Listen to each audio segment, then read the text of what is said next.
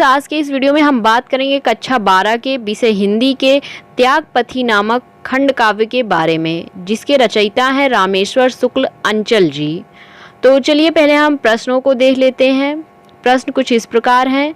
त्यागपथी खंड काव्य की कथा वस्तु कथानक को संक्षेप में या अपने शब्दों में लिखिए। फ्रेंड्स, अथवा करके और भी कई सारे प्रश्न दिए हुए हैं, जिसमें से मैं कुछ पढ़ दे रही हूँ, बाकी आप देख लीजिएगा। जैसे कि है, त्यागपथी खंड काव्य के तृतीय सर्ग का सारांश लिखिए। अथवा करके है, त्यागपथी खंड काव्य के चौथे सर्ग के आधार पर राजश्री हर्षवर्धन और दिवाकर मित्र के वार्तालाप का सारांश लिखिए। फ्रेंड्स, और भी क्वेश्चन दिए हुए हैं, इन्हें आप देख लीजिएगा। तो चलिए हम देखते हैं अपने उत्तर को। श्री रामेश्वर शुक्ल अंचल द्वारा रचित त्यागपथी ऐतिहासिक खंड काव्य की कथा 5 सर्गों में विभाजित है। इसमें 6ठी शताब्दी के प्रसिद्ध सम्राट हर्षवर्धन के त्याग, तप और सात्विकता का वर्णन किया गया है। सम्राट हर्ष की वीरता का वर्णन करते हुए कवि ने इस खंड काव्य में राजनीतिक एकता और विदेशी आक्रांताओं के भारत से भागने का वर्णन भी किया है। इस खंड काव्य का सर्गानुसार कथानक निम्नवत है। प्रथम सर्ग। थानेश्वर के राजकुमार हर्षवर्धन वन में आखेट हेतु गए थे। वहीं उन्हें अपने पिता प्रभाकर वर्धन के विषम ज्वर प्रदाह का समाचार मिलता है। कुमार तुरंत लौट आते हैं। वे पिता के रोग का उपचार करवाते हैं, परंतु उन्हें सफलता नहीं मिलती है। हर्षवर्धन के बड़े भाई राज्यवर्धन उत्तरापद पर हुणों से युद्ध करने में लगे थे। हर्षवर्धन ने दूत के साथ अपने अग्रज को पिता की अस्वस्थता का समाचार पहुंचाया। इधर हर्षवर्धन की माता अपने पति की दशा बिगड़ती देख आत्मदाह के लिए तैयार हो जाती हैं। हर्ष ने उन्हें बहुत समझाया, पर वे नहीं मानी और हर्ष के पिता की मृत्यु के पूर्व ही वे आत्मदाह कर लेती हैं। कुछ समय पश्चात राजा प्रभाकर वर्धन की भी मृत्यु हो जाती है। पिता का अंतिम संस्कार कर हर्षवर्धन शोकाकुल मन से राजमहल में लौट आते हैं। उन्हें इस बात की बड़ी चिंता है कि पिता की मृत्यु का समाचार सुनकर अनुजा बहन राजश्री तथा अग्रज भाई राजवर्धन का क्या दशा होगी। द्वितीय सर्ग। राज्यवर्धन हुणों को परास्त कर सेना सहित अपने नगर सकुशल लौट आता है। शोक विकुल हर्षवर्धन की दशा देख वे विलख विलख कर रोने लगते हैं। माता पिता की मृत्यु से शोकाकुल राज्यवर्धन वैराग्य लेने का निश्चय कर लेते हैं, किंतु तभी उन्हें समाचार मिलता है कि मालवराज ने उनकी छोटी बहन राजश्री के पति गृहवर्मन को मार डाला है तथा राजश्री को कारागार में डाल दिया है। राज्यवर्धन वैराग्य को भूल मालवराज का विनाश करने चल देते हैं। राज्यवर्धन गौड़ नरेश को पराजित कर देते हैं, परंतु गौड़ नरेश छल पूर्वक उनकी हत्या करवा देता है। हर्षवर्धन को जब यह समाचार मिलता है तो वे विशाल सेना के साथ मालवराज से युद्ध करने के लिए चल पड़ते हैं। मार्ग में हर्षवर्धन को समाचार मिलता है कि उनकी बहन राजश्री बंधन मुक्त होकर विंध्याचल की ओर वन में चली गई है। यह समाचार पाकर हर्षवर्धन बहन को खोजने वन की ओर चल देते हैं। वन में दिवाकर मित्र के आश्रम में उन्हें एक भिक्षुक से यह समाचार मिलता है कि राजश्री आत्मदाह करने वाली है। वे शीघ्र ही पहुंचकर राजश्री को आत्मदाह करने से बचा लेते हैं। वे दिवाकर मित्र और राजश्री को अपने साथ लेकर कन्नौज लौट आते हैं। तृतीय सर्ग। हर्षवर्धन अपनी बहन के छीने हुए राज्य को पुनः प्राप्त करने के लिए अपनी विशाल सेना के साथ कन्नौज पर आक्रमण कर देता है। वहां अनीतिपूर्वक हथियार जमाने वाला मालव कुलपुत्र भाग जाता है। राज्यवर्धन को का हत्यारा गौड़पति शशांक भी अपने गौड़ प्रदेश को भाग जाता है। सभी लोग हर्षवर्धन से कन्नौज का राजा बनने की प्रार्थना करते हैं, परंतु हर्ष अपनी बहन का राज्य लेने से मना कर देते हैं। वे अपनी बहन से सिंहासन पर बैठने की गुहार लगाते हैं, परंतु बहन भी राज सिंहासन ग्रहण करने से मना कर देती है। फिर हर्षवर्धन ही कन्नौज के संरक्षक बनकर अपनी बहन के नाम से वहां का शासन चलाते हैं। इसके बाद 6 वर्षों तक हर्षवर्धन का दिग्विजय अभियान चलता है। उन्होंने कश्मीर, पंचनद, शाश्वत, मिथिला, उत्कल, गौड़, नेपाल, वल्लभी, सोरठ आदि सभी राज्यों को जीतकर तथा यवन, हुण और आदि अन्य विदेशी शत्रुओं को नाश करके देश का अखंड और शक्तिशाली बनाकर एक सुसंगठित राज्य बनाया। अपनी बहन के स्नेहवश वे अपनी राजधानी भी कन्नौज को ही बनाते हैं और अगले वर्षों तक धर्म पूर्वक शासन करते हैं। उनके राज्य में प्रजा सुखी थी तथा धर्म, संस्कृति और कला की भी पर्याप्त उन्नति हो रही थी। चतुर्थ सर्ग। राजश्री एक बड़े राज्य की शासिका होकर भी दुखी है। वह सब कुछ छोड़कर गेरुए वस्त्र धारण करके भिक्षुणी बनना चाहती थी। वह हर्षवर्धन से संन्यास ग्रहण करने की आज्ञा मांगती है, तो हर्षवर्धन उसे समझाते हैं कि तुम तो मन से सन्यासिनी ही हो। यदि तुम गेरुए वस्त्र ही धारण करना चाहती हो तो अपने वचनानुसार मैं भी तुम्हारे साथ ही संन्यास ले लूँगा। तभी मित्र दिवाकर आकर उन्हें समझाते हैं कि वास्तव में आप दोनों भाई बहन का मन सन्यासी है, किंतु आज देश की रक्षा एवं सेवा संन्यास ग्रहण करने से अधिक महत्वपूर्ण है। दिवाकर मित्र के समझाने पर दोनों संन्यास का विचार त्याग कर देश सेवा में लग जाते हैं। पंचम सर्ग। हर्षवर्धन एक आदर्श सम्राट के रूप में शासन करते हैं। उन्हें राज्य में प्रजा सब प्रकार से सुखी है। विद्वानों की पूजा की जाती है। सभी प्रजाजन आचरणवान, धर्मपालक, स्वतंत्र तथा सुरुचि संपन्न है। महाराजा हर्षवर्धन सदैव जन कल्याण एवं शास्त्र चिंतन में लगे रहते हैं। अपने भाई के ऐसे धर्मानुसार को देखकर राजश्री भी प्रसन्न रहती है। संपूर्ण राज्य एकता के सूत्र में बंधा हुआ है। एक बार हर्षवर्धन तीर्थराज प्रयाग में संपूर्ण राजकोष को दान कर देने का घोषणा करते हैं। हुई थी घोषणा सम्राट की, साम्राज्य भर से करेंगे त्याग, सारा कोष ले संकल्प कर में। सब कुछ दान करके वे अपनी बहन से मांगकर वस्त्र पहनते हैं। इसके पश्चात प्रत्येक 5 वर्ष बाद वे इसी प्रकार अपना सर्वस्व दान करने लगे। इस दान को वे प्रज्ञा ऋण से मुक्ति का नाम देकर अपने जीवन में 6 बार इस प्रकार के सर्वस्व दान का आयोजन करते हैं। हर्षवर्धन संसार भर में भारतीय संस्कृति का प्रसार करते हैं। इस प्रकार कर्तव्य परायण, त्यागी, परोपकारी, परमवीर महाराज हर्षवर्धन का शासन सब प्रकार से सुखकारी तथा कल्याणकारी सिद्ध होता है। तो चलिए फ्रेंड्स, हम चलते हैं प्रश्न 2 की तरफ। त्यागपथी के प्रमुख पात्रों का परिचय देते हुए बताइए कि आपको कौन सा पात्र सर्वाधिक प्रभावित करता है। तो इसका उत्तर कुछ इस प्रकार है। त्यागपथी खंडकाव्य में प्रभाकर वर्धन तथा उनकी पत्नी यशोमती, उनके 2 पुत्र राज्यवर्धन और हर्षवर्धन, एक पुत्री राजश्री, कन्नौज, मालव, गौड़ प्रदेश के राजाओं के अतिरिक्त आचार्य दिवाकर, सेनापति भंड आदि अनेक पात्र हैं। खंड काव्य का नायक हर्षवर्धन है तथा काव्य की नायिका होने का गौरव उनकी बहन राजश्री को प्राप्त हुआ है। इस सभी पात्रों से मुझे हर्षवर्धन का चरित्र सबसे अधिक प्रभावित करता है, क्योंकि वह एक आदर्श भाई एवं पुत्र, देश प्रेमी, अजय योद्धा, श्रेष्ठ शासक, महान त्यागी, धर्मपरायण और महादानी हैं। तो चलिए अब हम प्रश्न 3 की तरफ चलते हैं, जो कि है त्यागपथी के नायक अथवा प्रमुख पात्र हर्षवर्धन का चरित्र चित्रण कीजिए।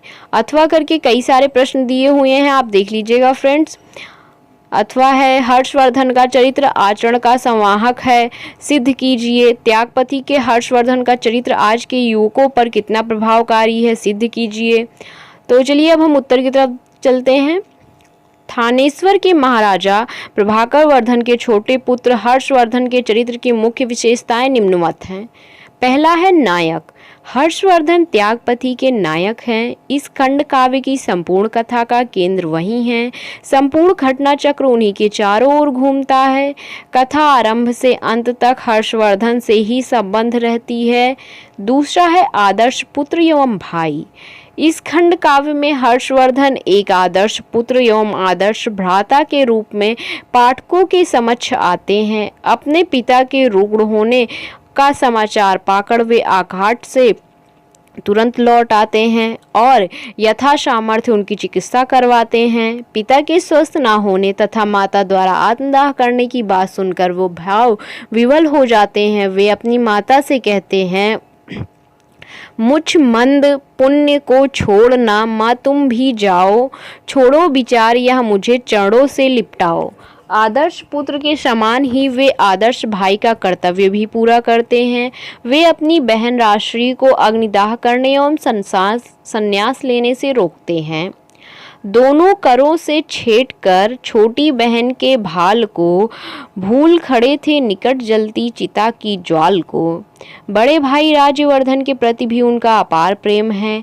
बाहर चले जब राज्यवर्धन हर्ष पीछे चल पड़े, ज्यों ज्यों वन गमन में राम के पीछे लक्ष्मण अड़े। तीसरा है देश प्रेमी।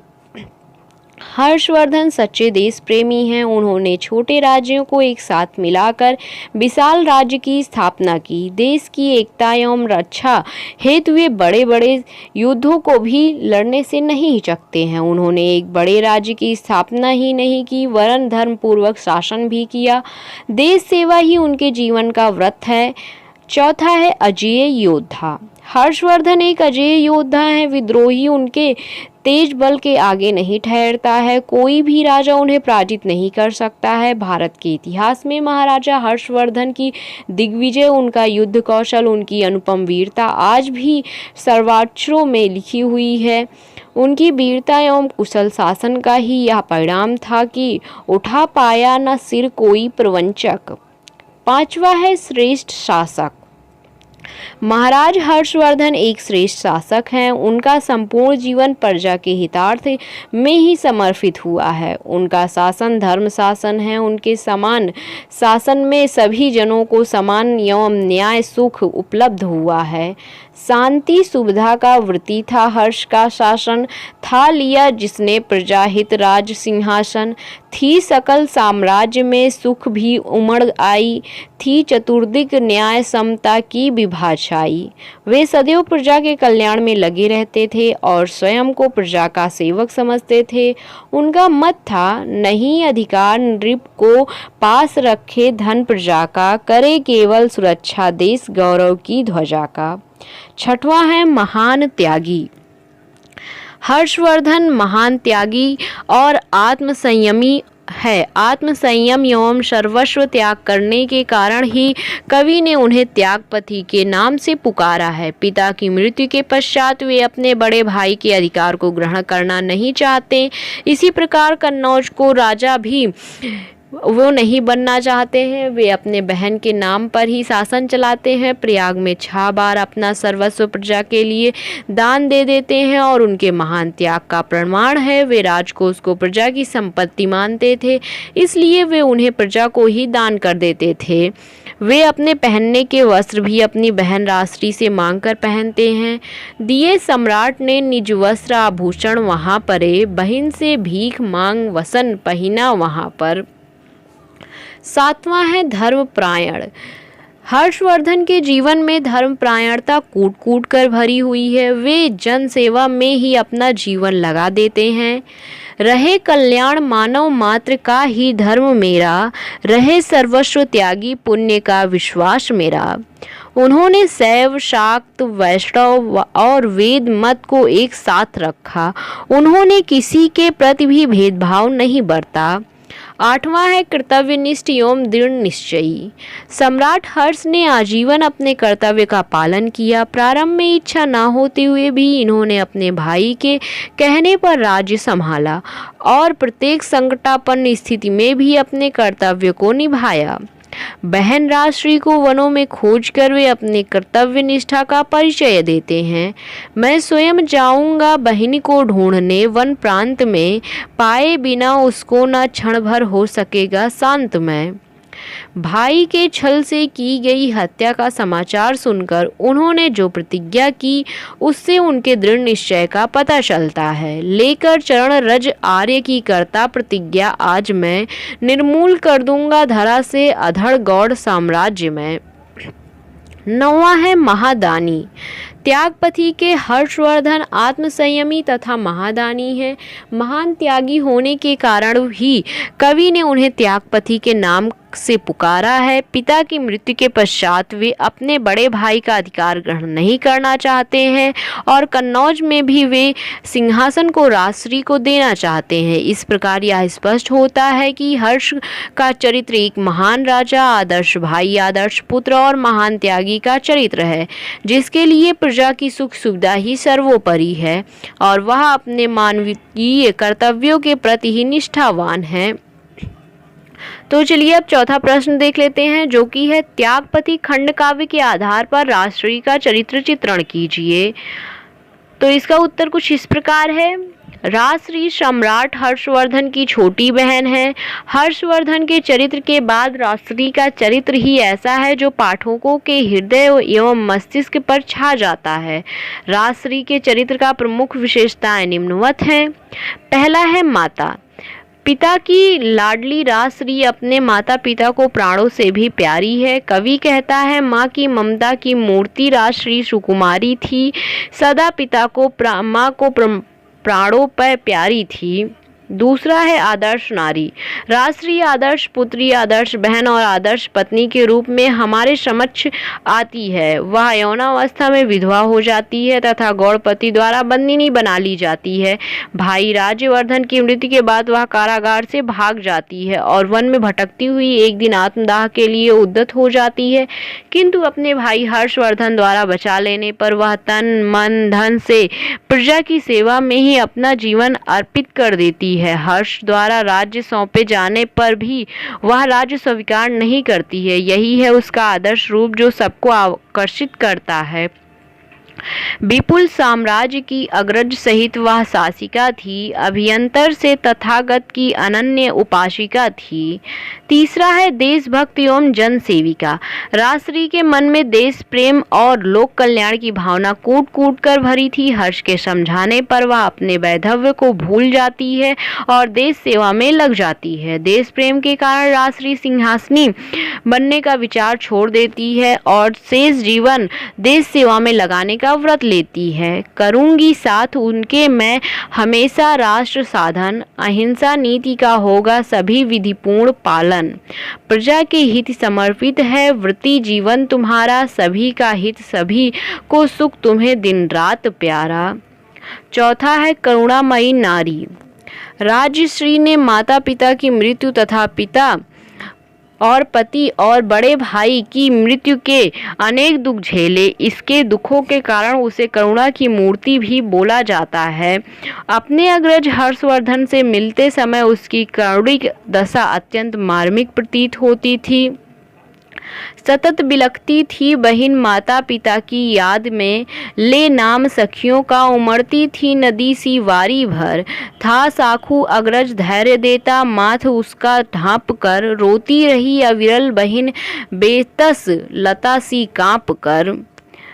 पांचवा है त्यागमयी नारी। राजश्री का जीवन त्याग की भावना से आलोकित है। भाई हर्षवर्धन द्वारा कन्नौज का राज्य दिए जाने पर भी वह उसे स्वीकार नहीं करती है और वह कहती है कि स्वीकार ना मुझको कान्य कुब्ज सिंहासन, बैठो उस पर तुम करो शौर्य से शासन। वह राज्य कार्य के बंधन में नहीं पड़ना चाहती थी क्योंकि वह मन से सन्यासिनी है। हर्षवर्धन के समझाने पर भी वह नाम मात्र की ही शासिका बनी रहती है। प्रयाग महोत्सव के समय हर्षवर्धन के साथ राजश्री भी अपना सर्वस्व प्रजा के हितार्थ त्याग देती है। लुटाती थी बहन भी पास था सब तीर्थ स्थल में, पहिन दो वस्त्र केवल दीप्ति थी छल विमल में। छठवां था सुशिक्षित एवं ज्ञानी। संपन्न राजश्री सुशिक्षिता एवं शास्त्रों के ज्ञान से संपन्न है।